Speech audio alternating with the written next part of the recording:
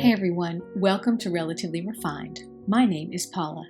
I have a day full of cozy activities on tap for you, including a thrift haul and some autumn reading recommendations. All right, let's go ahead and get started.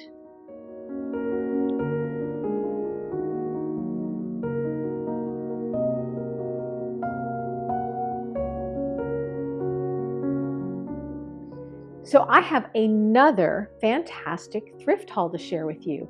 I have had a streak of good luck, both at Goodwill and my favorite charity thrift store. So I have all my stuff laid out here on the table, and I am excited to share it with you. And I will let you know which of these items I'll be keeping for myself and which, if any, I'll be listing in our online shop, which can be found at www.relativelyrefined.com. And I will put that right down here on the screen, as well as in the description box. All right, you probably can hear the dogs walking around.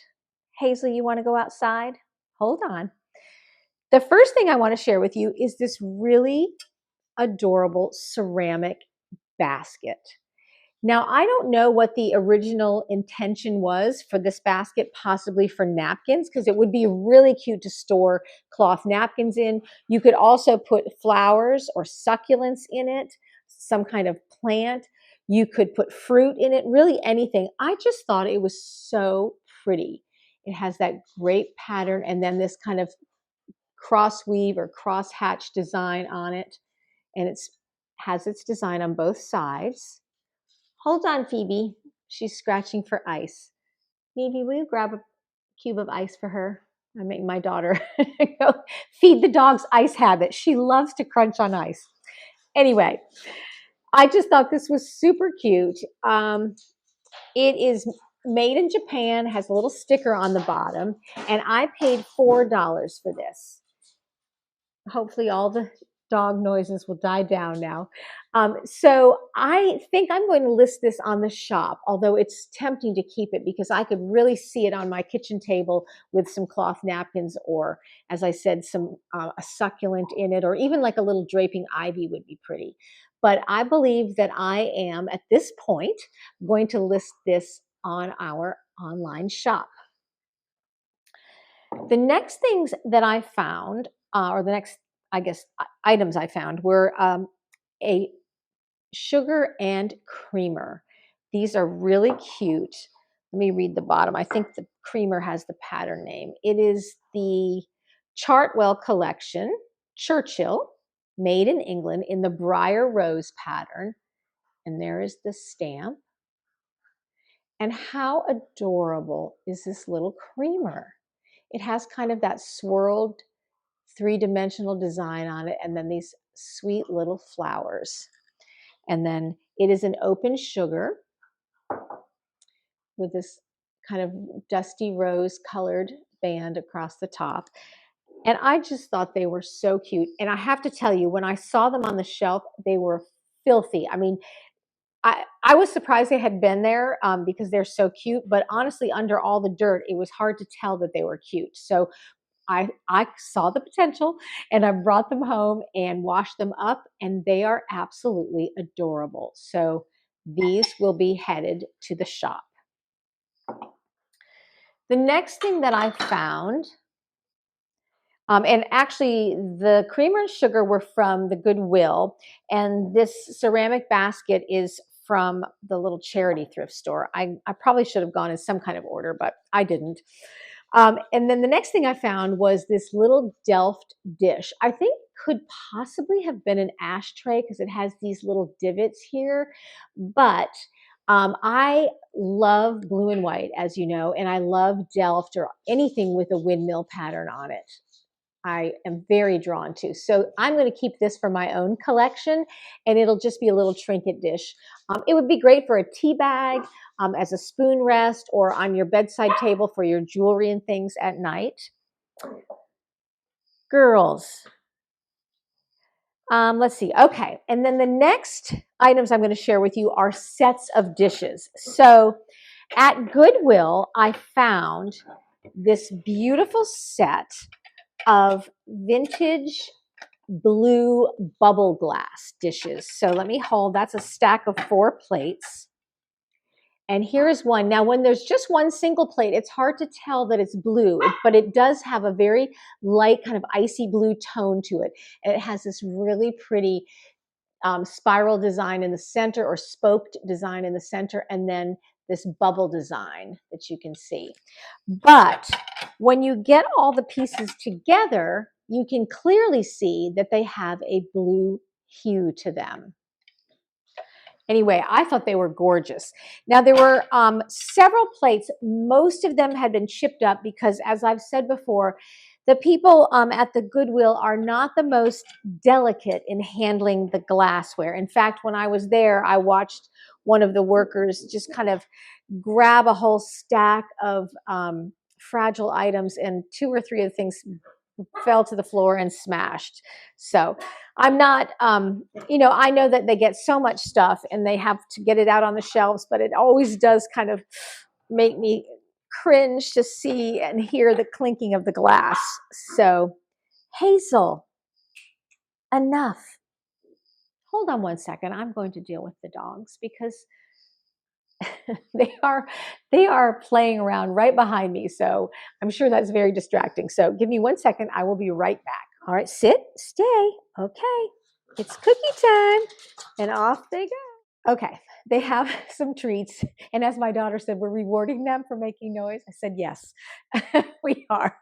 Anyway, back to the blue bubble glass. So there were 4 dinner plates. They did have some bowls, but every single one of the bowls had a chip on it. So I left those behind. But they had 4 saucers in that beautiful bubble glass pattern, and then 4 teacups. So here are 2, and they're so cute. I mean, just adorable. I love them. And I will give you a close-up look at these in just a minute. And then finally, they had the cream and sugar dish. Oh, the dogs are back. I hear them. Anyway, so I could not leave that behind. Like I've said many times, I need more dishes like I need a hole in the head. So I think I am probably going to list these on the shop, although it is really tough for me because I think they're so beautiful. So I guess you could say it's a bit up in the air. So check the shop, and if they're on there, then I was able to part with them. And then the last things that I want to share with you are also dishes. It is another set of dishes that I found at my favorite little charity thrift store. So let me share those with you. And I think these are absolutely adorable. They are these this super cute strawberry pattern. Let me put my glasses on. This is by Hankook, dishwasher, microwave, oven, detergent safe, made in Korea. And there's the back stamp. And then here is the pattern. How adorable are these plates? And it came with 4 dinner plates. Phoebe. Neve is laughing. She's in the background because every time I go to shoot a video, they go bananas. 4 salad bowls. Hold on. I'm going to open the door and let them go out. This is proving to be quite a challenge with them. I'll be right back. Okay, I'm back, and they're outside barking. There's a pond behind our house, and there are a lot of ducks and geese and things that are on the pond, and they drive the dogs bananas. So that's what they're barking at.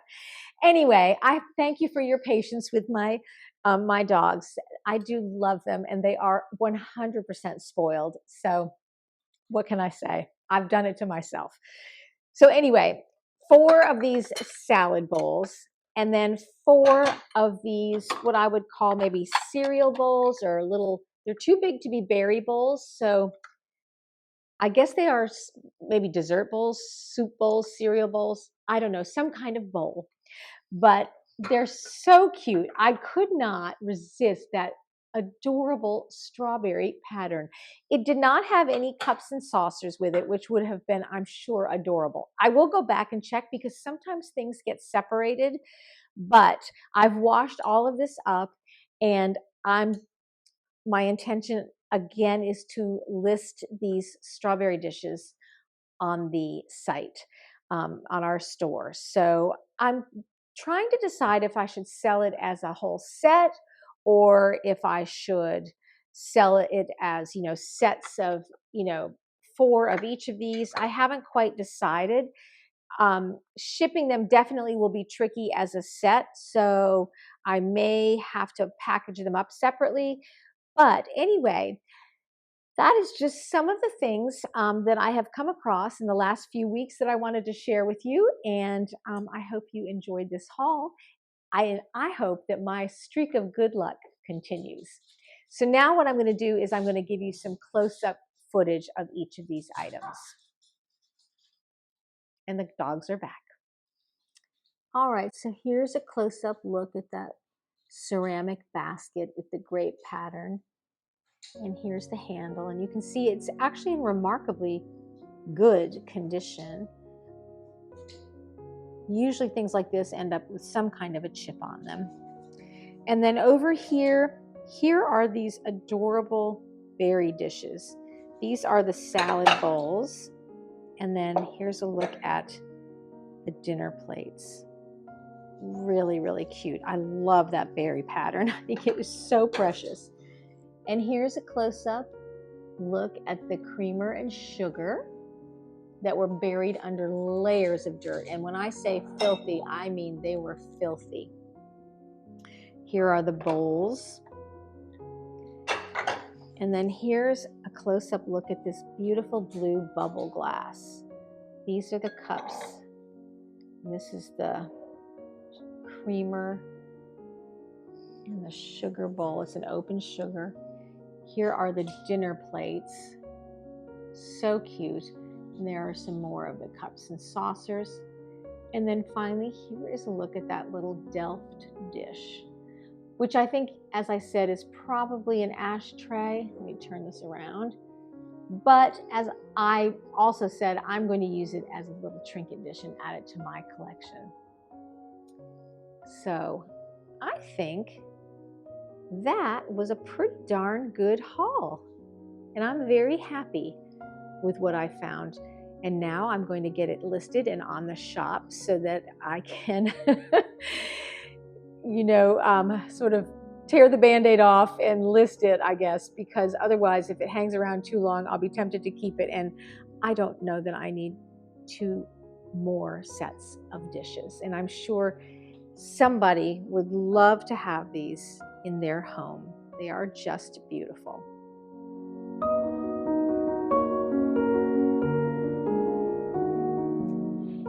It is a rainy and sort of gloomy day here in South Carolina. It's the kind of day where you want to curl up with a good book. And I thought that it would be the perfect day to share with you some of my fall reads, my to-be-read list, as it were, and maybe give you some recommendations and some ideas for things that you might want to check out of your local library or get from your local bookstore and give a try for this fall. I have a couple of different categories. I have a couple of cookbooks to share, some cozy mysteries, some childhood favorites, and then just some fiction. So let me go ahead and get started with my favorite category, which is the cozy mystery. The first book I'm going to share with you is one I'm actually currently reading, and I just checked it out of the library. It's called The Witch's Tree by M.C. Beaton, and it is part of the Agatha Raisin series. Now, if you have not read the Agatha Raisin series, you have to give it a try. She is a 40-something-year-old woman who is retired from a successful advertising career in London and moved to the Cotswolds, a sleepy village in the Cotswolds. And it proves to be a little bit boring for her. So as a result, when she starts getting involved and poking her nose in things, she starts to solve some mysteries. And as it unfolds, she eventually opens up her own detective agency.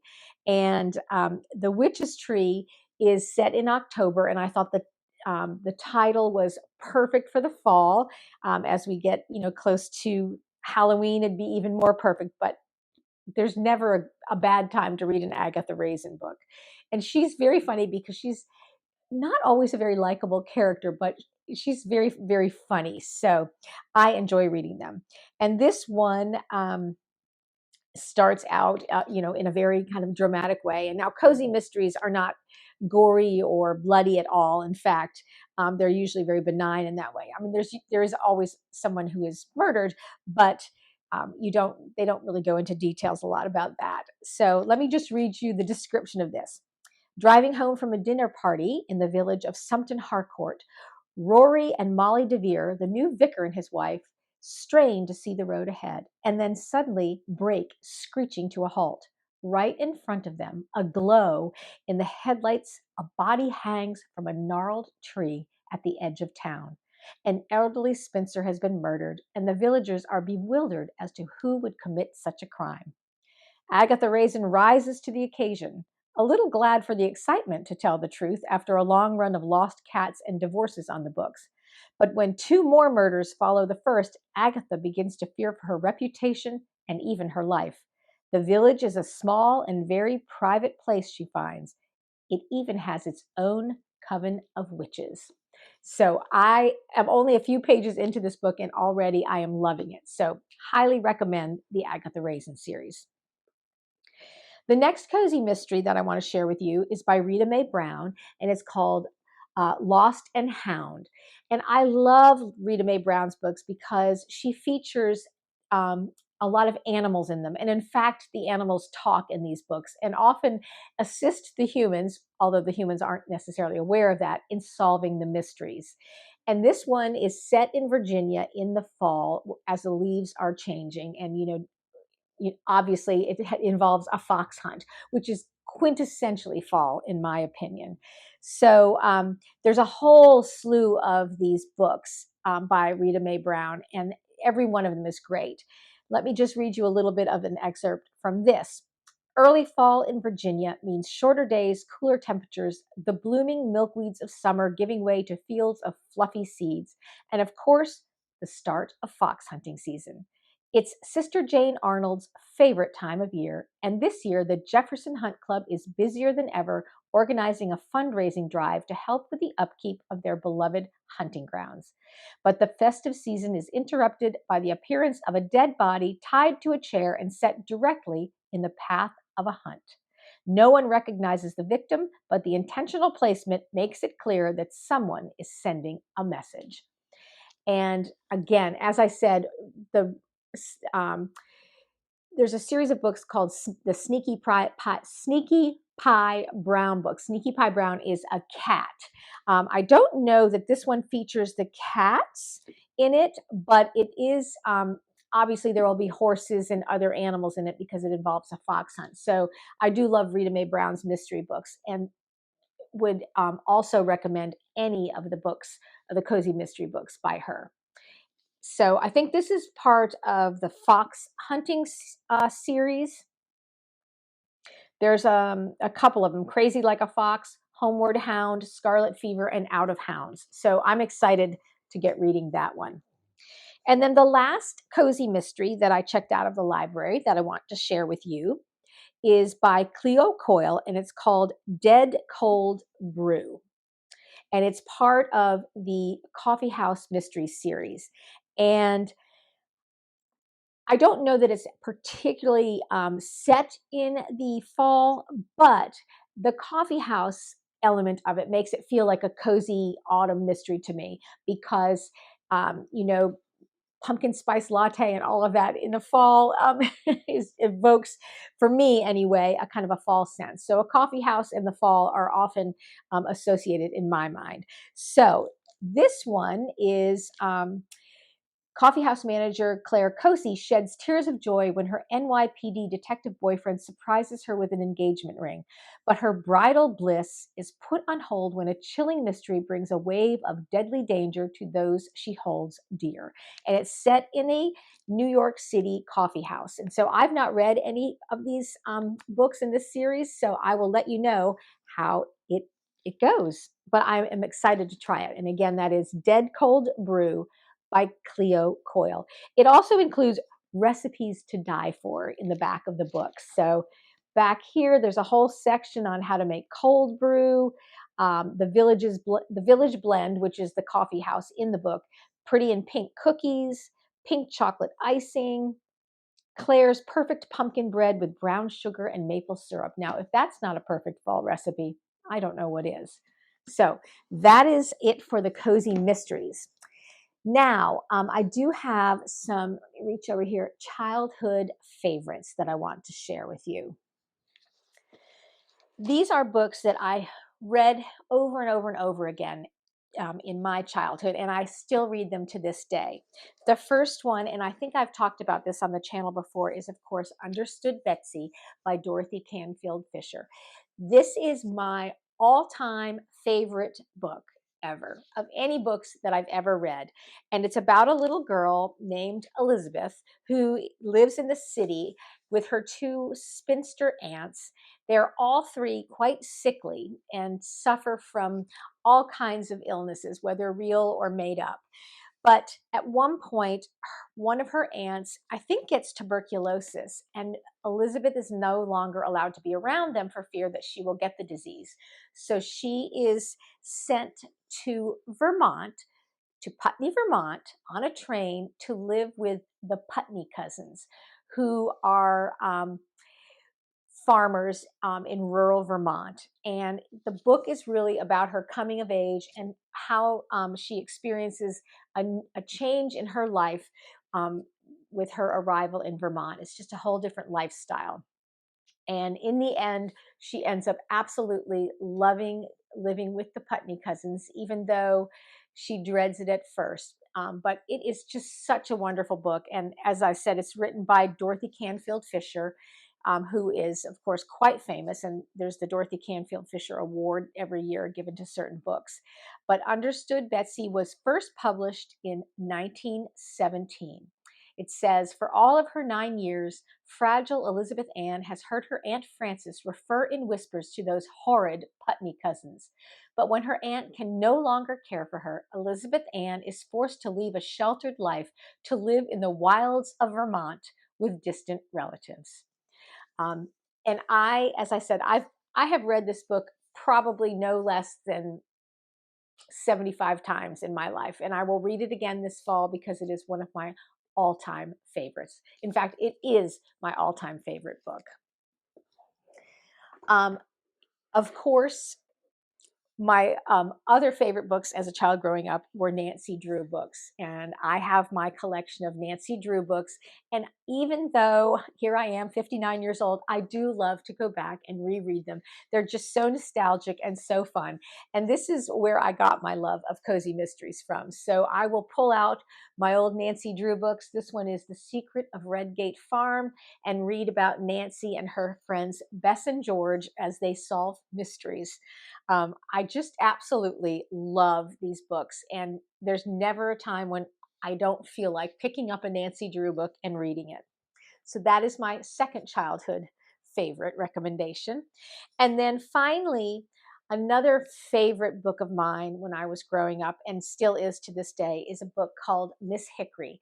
I got this book off of a used book website online because I could not, it's no longer published, but it is about a woman who has a hickory nut for a head and twigs for her arms and legs, and she lives in her little house in the trees, and it's just a fabulous book. Now, this copy that I have was published in 1946, and the author of Miss Hickory, I should know that, is Carolyn Sherwin Bailey, with lithographs by Ruth Gannett. And you can see the inside of that. There's Miss Hickory picking the leaf off of an apple. And it's just such a great book. It talks about, this is a great picture. You can see she has a leaf for a skirt, or a series of leaves for a skirt. There she is with her pheasant friend. It's just a wonderful book. And I got this, I can't remember, I either got it in my Easter basket one year as a child, or I got it for Christmas, but it it remains also one of my top favorite books of all time. I hope the lighting's not terrible in here. It's a dark day. I should have probably gotten out my lights, but I think I'll pull you a little closer to me and hopefully you can see it's not too terribly dark. Um, then for some fiction books, and these are classic, cozy, a cozy read. It's the Mitford trilogy by Jan Karon. And these books, if you haven't heard of them, are wonderful. They're set, I believe, in North Carolina in a small southern town. And it's just about the goings on in a small town. There is, of course, a handsome vicar, or I guess they call him a reverend. Let me see.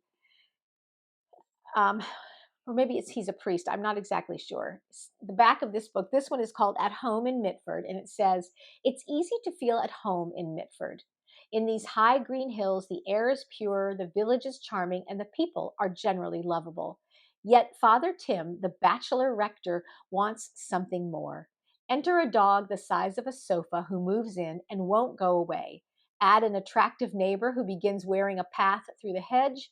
Now stir in a lovable but unloved boy, a mystifying jewel thief, and a secret that's 60 years old. Suddenly, Father Tim gets more than he bargained for, as readers get a rich provincial comedy in which mysteries and miracles abound. So this is one of my favorite series as well. It's just so cozy, and I love the Mitford series because it's just, brings you back to a simpler time.